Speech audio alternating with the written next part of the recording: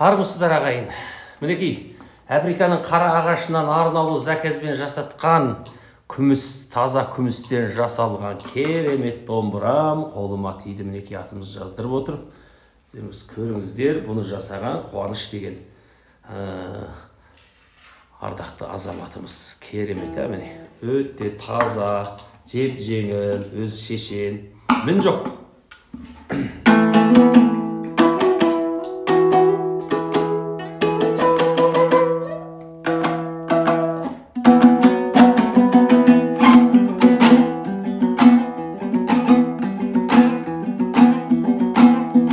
Мұратқа жеткізеді адал кәсіп,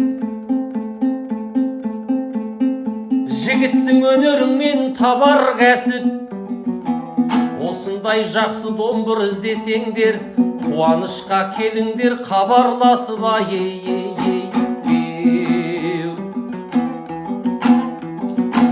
Домбырам қолымдағы күмістеген, жаныма домбыраны тыныс көрем. Шәкенедей сар жігіт істеп отыр, ағайын деп жүрмеңдер, кім істеген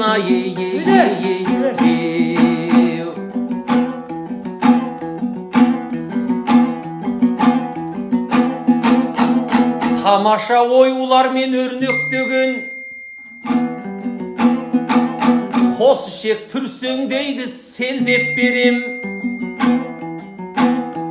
Қазақтың қасиетті домбырасын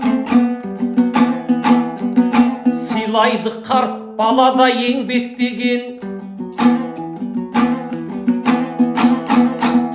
Таптаза көркемділік тауысқандай, қазағым шеберлікте шек жоқ деген.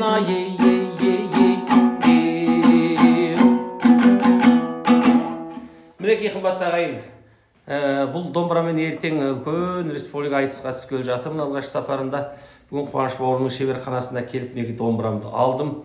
Көп уақытта да алмайды, әлі уақытында жөндеп берді. Өте керемет домбыра. Тамаша, осындай домбыраға тапсырыс берсеңіздер хабарласасыздар. Мінекей, мен өте қуаныштамын бұл домбыраға. Сүйінгенім соншалық. Тамаша, таза күмістен жасалған. Бұл енді материал өте керемет, әдеттегі қоқыр-соқыр ағаштар емес. Мінекей.